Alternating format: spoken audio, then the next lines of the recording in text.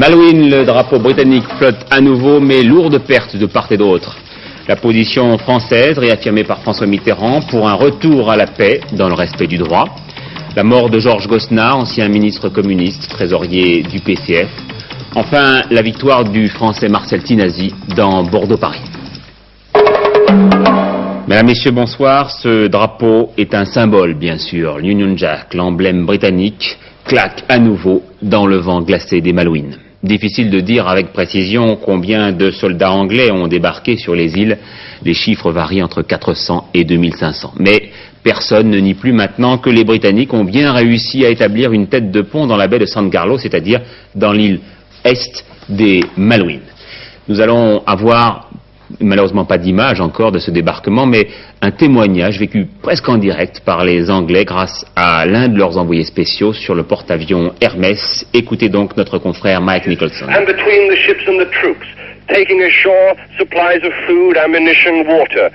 Water is going to be one of the big problems. But once we've been established, once the number of ships had been seen and the number of troops had been seen, there was no hiding the message. We were here to stay. One warship fired back with missiles and hit what we thought was an A4, but the air raids continued all afternoon. This is how it sounded.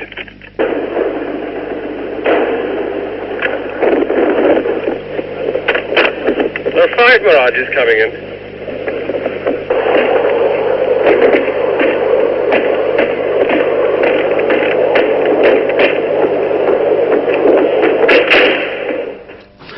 Comme tous les soirs, nous allons tenter d'effectuer un va-et-vient entre Londres et Buenos Aires. Buenos Aires qui, bien entendu, parle d'un échec pour les Britanniques et qui annonce avoir coulé une frégate. Son de cloche évidemment tout à fait différent de la part de Londres, où l'on reconnaît pourtant avoir bien perdu une frégate, l'Ardent. 20 marins sont portés disparus et environ 30 autres blessés. Ce matin, Mme Thatcher a rendu hommage à ses troupes, les combattants les plus merveilleux du monde, a-t-elle dit. Bernard Rapp, quel est l'état d'esprit ce soir à Londres ? Écoutez Patrick, c'est un mélange de fierté et de crainte avec quand même une prime à la fierté, et la presse populaire ne s'y est pas trompée, la presse populaire qui, soit dit en passant, ne s'est pas noyée dans les nuances depuis 7 semaines. Alors, eh bien, dans la presse populaire, il y a cette photo que vous avez montrée tout à l'heure qui représente donc les troupes britanniques qui sont l'Union Jack, le drapeau anglais, donc sur les Falklands, avec ce titre dans le sol, notre drapeau flotte à nouveau.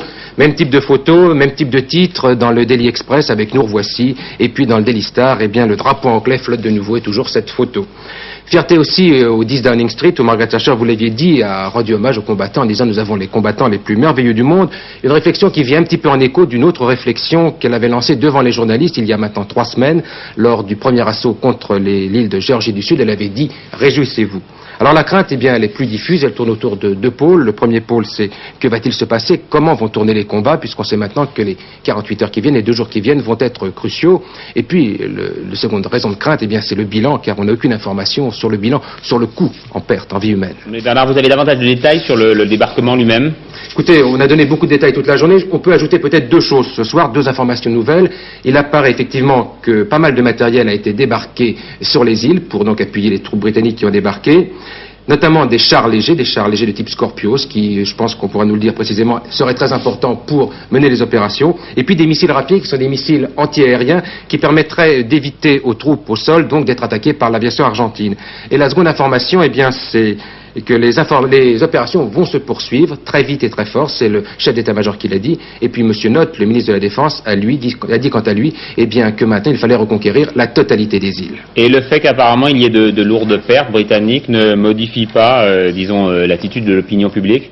Écoutez, l'opinion publique a toujours considéré qu'il fallait y aller, que c'était un problème de principe. Dans tous les sondages, elle a considéré que s'il y avait des pertes, eh bien, c'était un petit peu le jeu. Cela dit, ce soir, il apparaît, on n'a pas de détails précis sur les pertes, vous le savez bien, on a juste quelques chiffres provisoires. Mais il apparaît qu'il y a sans doute beaucoup de pertes. Monsieur Nott, dès hier soir, a fait état de pertes, sans donner de chiffres, mais à défaut de détails, à défaut d'informations, on fait des suppositions. 5 000 hommes qui débarquent contre 10 000 hommes qui les attendent depuis 7 semaines, ça n'est pas une partie de plaisir, ça n'est pas un pique-nique. Et surtout, on a une indication importante, il semblerait que les chirurgiens à bord des navires hôpitaux qui entourent les Falklands, ces navires anglais, donc, opèrent en ce moment sans relâche.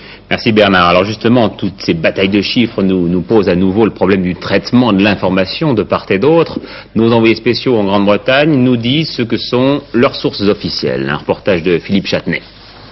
Le ministère de la Défense à Londres constitue la seule source d'informations officielles pour ce qui est des opérations militaires britanniques qui se déroulent dans l'Atlantique Sud. Pour les centaines d'envoyés spéciaux venus du monde entier, c'est dans cette salle que se passe le plus clair de leur journée depuis 7 semaines, à attendre les briefings et les conférences de presse trop rares à leur goût, à guetter chaque bribe d'information auprès des porte-paroles du ministère. Le grand problème des journalistes ici est en effet le manque de renseignements. Il s'agit d'une volonté délibérée, comme en a témoigné tout à l'heure la conférence de presse du ministre de la Défense lui-même, John Nott. Les informations qu'il nous a données sur le déroulement du débarquement étaient incomplètes, tardives, mais sûres, du moins si l'on se réfère à presque tout ce qui a été donné ici depuis le début de la crise.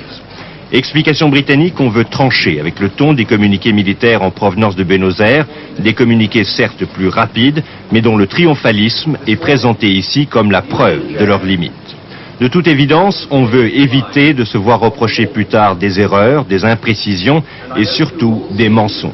D'ailleurs, la presse britannique examine à la loupe chaque communiqué officiel et n'a pas ménagé ses critiques lorsque le ministère de la Défense a été obligé, une seule fois depuis le début de la crise, à démentir une information. Ces informations qui nous arrivent à Paris, et ensuite cette question, Patrick Lecoq, qui croire? Eh oui, qui croire dans les communiqués lorsque l'on se trouve à 14 000 kilomètres du lieu des affrontements, qui croire les Anglais ou bien les Argentins. Visiblement, on peut dire que personne ne ment, sinon peut-être par omission. Alors ce soir, nous n'avons que 2 certitudes. La première, c'est que les Anglais ont bel et bien repris une partie des îles Malouines. La seconde, c'est que les Argentins ne se sont pas laissés faire durant les combats. Cela étant dit, personne ne peut prévoir ce qui se passera dans les heures qui viennent et puis demain. Nous pouvons seulement constater que dans la guerre des Malouines, puisque tel est son nom maintenant, le mot de la fin appartiendra aux populations des 2 pays belligérants, à ces populations qui accepteront de poursuivre ou non une lutte au nom des grands principes. Et là, d'un côté, nous avons une démocratie et de l'autre, une dictature. D'un côté, un peuple libre, mais qui a fait la preuve qu'il savait faire front. Il nous l'a prouvé, il y a 42 ans.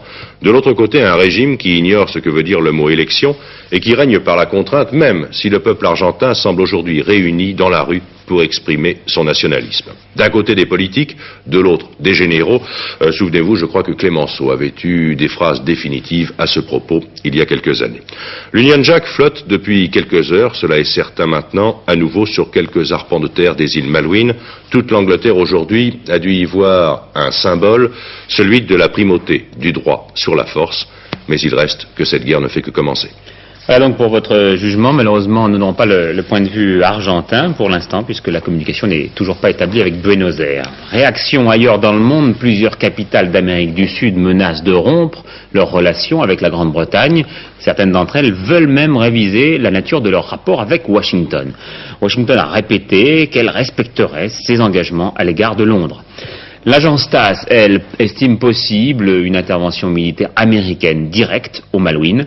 Enfin, la France a répété ce matin par la voix de François Mitterrand à Abidjan devant l'Assemblée nationale ivoirienne ce qu'était sa position, à savoir un retour à la paix, mais dans le respect du droit. Jean-Paul II, lui, espère toujours pouvoir se rendre en Grande-Bretagne comme prévu. Il faut espérer contre tout espoir, a-t-il plusieurs fois répété ce matin. Entouré des cardinaux argentins et britanniques, il avait lancé un appel à la paix et il a cité Saint-Augustin. Il faut tuer la guerre avec des paroles de négociation plutôt que de tuer les hommes avec l'épée. Voilà pour l'essentiel de ce que nous pouvions dire ce soir sur les Malouines en attendant une hypothétique correspondance avec l'Argentine. Retour à Abidjan maintenant pour la suite du voyage présidentiel en Afrique avec nos envoyés spéciaux en Côte d'Ivoire. Tout au long de cette journée, l'accueil d'Abidjan au président Mitterrand a été, comme hier, enthousiaste. Des centaines de danseurs, de musiciens sur son passage, des milliers d'Ivoiriens venus saluer le président français, l'ami de 35 ans du président Houphouët-Boigny. Aujourd'hui, devant l'Assemblée nationale ivoirienne, M. Mitterrand a évoqué la fragilité des pays dont le développement est soumis aux aléas du climat, mais aussi à la fantaisie de certaines places boursières. La France, a-t-il rappelé, participera aux efforts de l'Afrique pour mieux vivre. La coopération ne réussira que si l'Afrique n'est pas le terrain de l'affrontement entre les 2 super grands. Du nord au sud, de l'est à l'ouest, l'Afrique tout entière aspire au développement, au bien-être. Et combien en a-t-elle besoin? Mais comment les Africains pourraient-ils consacrer toutes leurs énergies à ces gigantesques tâches s'ils ne disposaient pas des conditions que je viens d'évoquer, dont la première est la sécurité.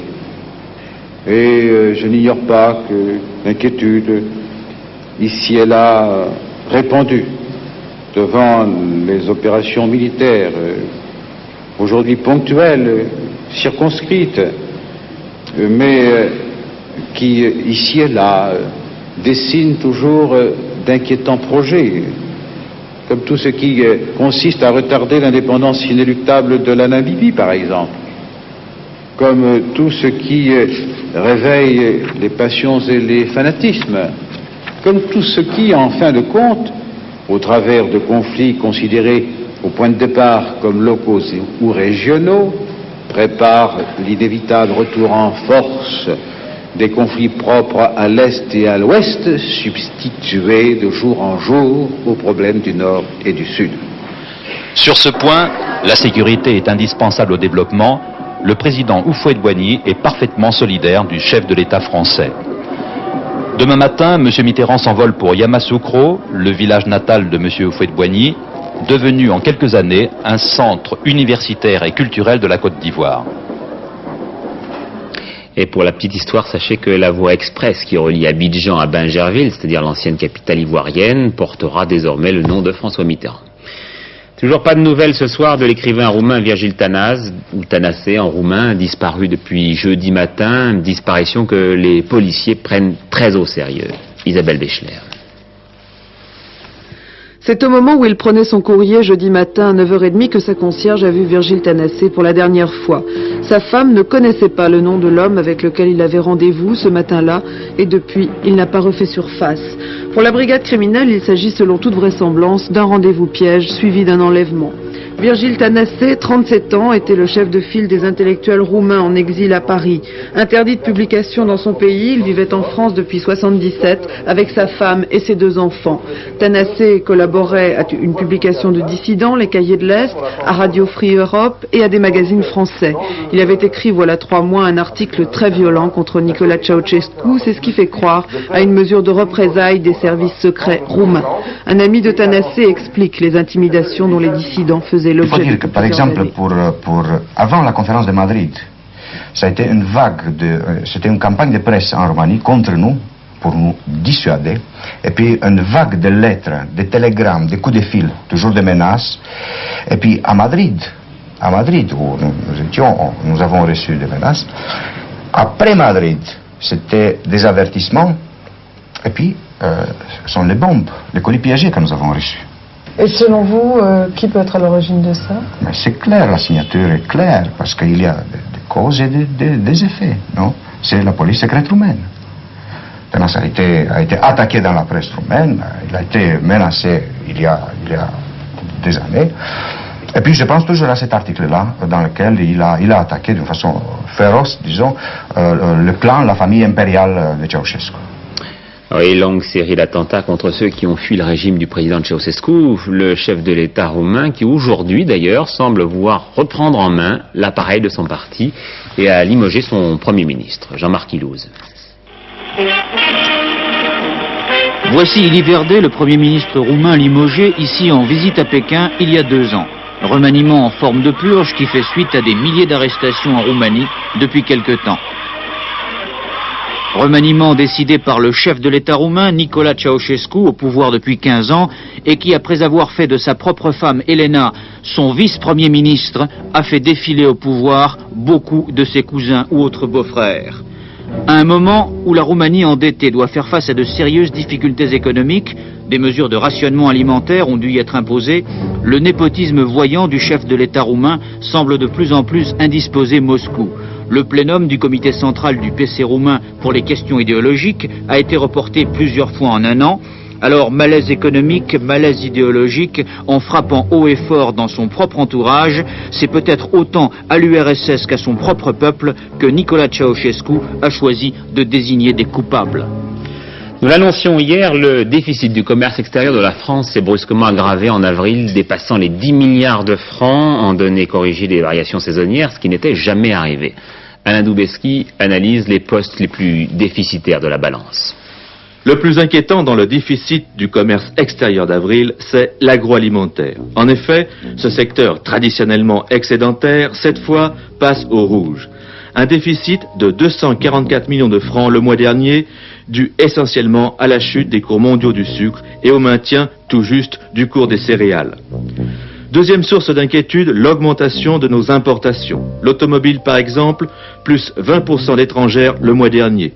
Nous vendons encore à l'étranger plus que nous n'achetons, mais la différence s'amenuise.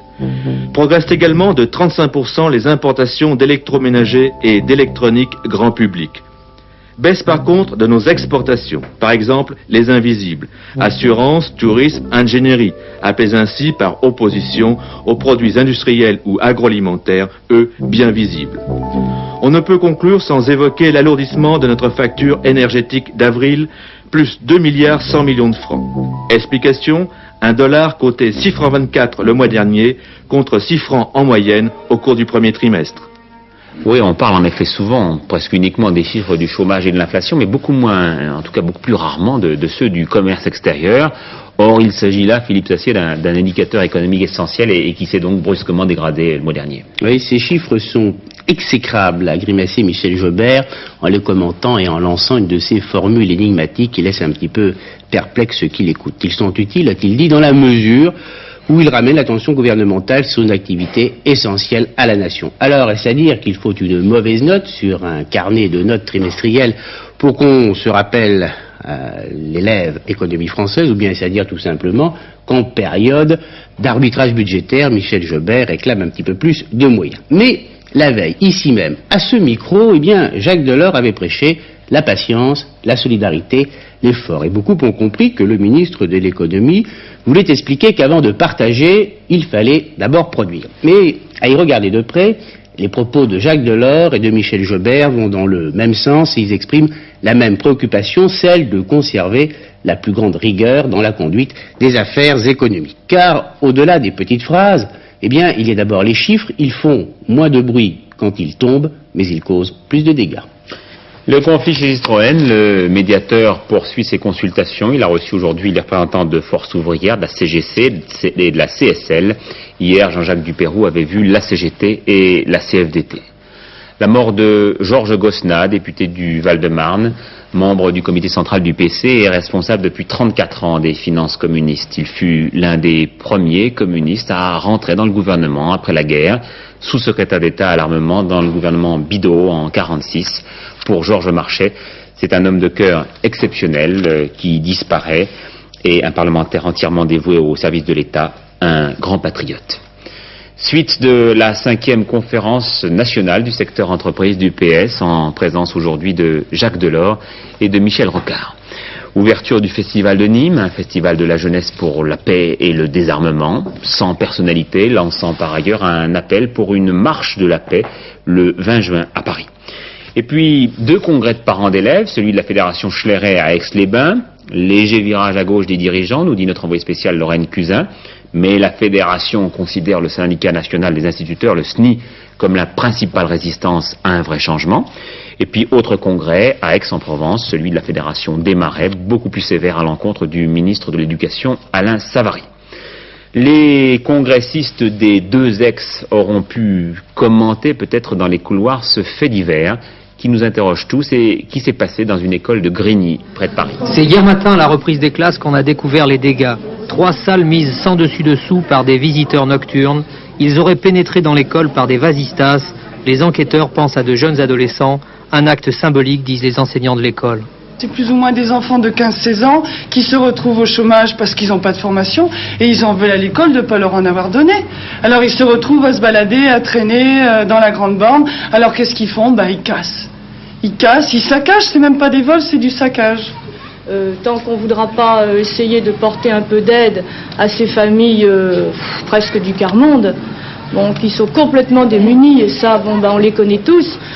Ces familles-là ont beaucoup de mal à l'école. Ces enfants-là ont d'énormes difficultés à apprendre. Souvent, nous les passons de classe en classe, comme on dit, à l'ancienneté, c'est-à-dire qu'on ne leur a pratiquement rien appris. Des enseignants désemparés devant une violence qu'ils vivent quotidiennement. Pour beaucoup d'enfants ici, en effet, l'école est une voie sans issue. Et à Grigny, d'autres établissements scolaires ont les mêmes types de problèmes. Dans le collège Jean Villard, qui accueille tous les enfants de la cité, nous avons observé que sur 100 enfants qui commençaient une 6e, 10 seulement avaient une chance d'entrer en seconde de lycée. C'est dire que sur 100 enfants, 90 ne pourront pas connaître une scolarité normale. La plupart se retrouvent sans connaissance générale suffisante, sans formation professionnelle, malheureusement sans emploi, et sont donc désœuvrés dans la cité. Quelques-uns, il faut le dire, connaissent un début de marginalisation. La guerre des boutons en grande banlieue pour des enfants déjà désespérés, le seul moyen sans doute pour eux d'appeler au secours. À Belfort, les policiers ont prolongé de 24 heures la garde de vue d'un suspect interpellé hier après la nouvelle agression d'un homme qui s'en est déjà pris à 5 femmes. Le décès de l'un de nos confrères, Pierre Gosset, grand reporter indépendant et qui vivait en Floride, et puis le prix Albert Londres à notre consoeur Christine Claire du Figaro Magazine, le prix Albert Londres récompensant les meilleurs journalistes de presse écrite sur une année.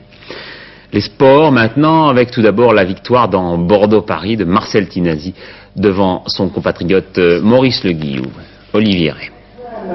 Débarrassé du Belge Van Springel, 7 fois vainqueur de l'épreuve, le Bordeaux-Paris 82 a été ainsi plus ouvert. C'est un ancien champion de France, Marcel Tinasi, ici en plein effort, qui a remporté cette course longue de 584 km à la moyenne de 45 km/h.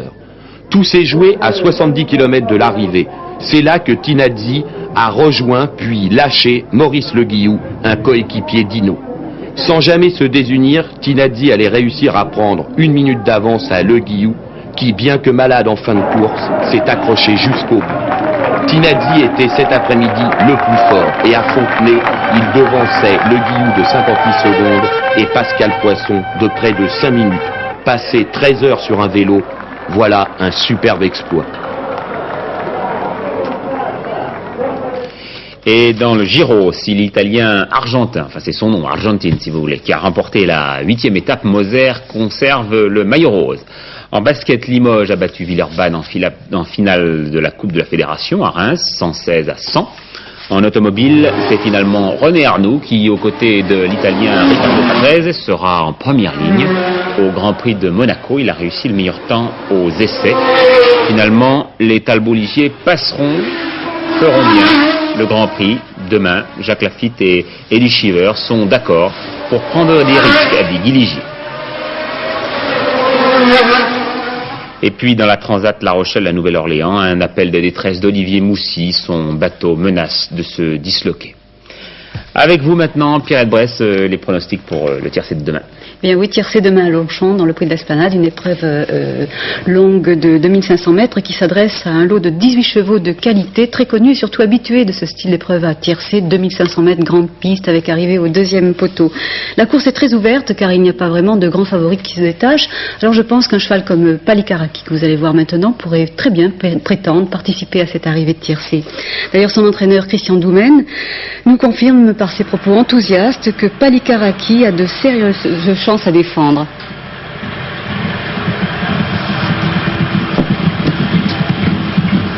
Alors là, j'espère que ça va bien se passer pour une fois, encore une fois, je veux dire, parce que il a un bon poids, malgré qu'il a gagné 4 courses. Pas de problème. Il reste sur 4 victoires, et donc le handicapeur l'a bien pris, l'a peut-être un petit peu remonté, mais pas outre mesure. Il est bien là en ce moment? Ah oui, je crois qu'il est très bien.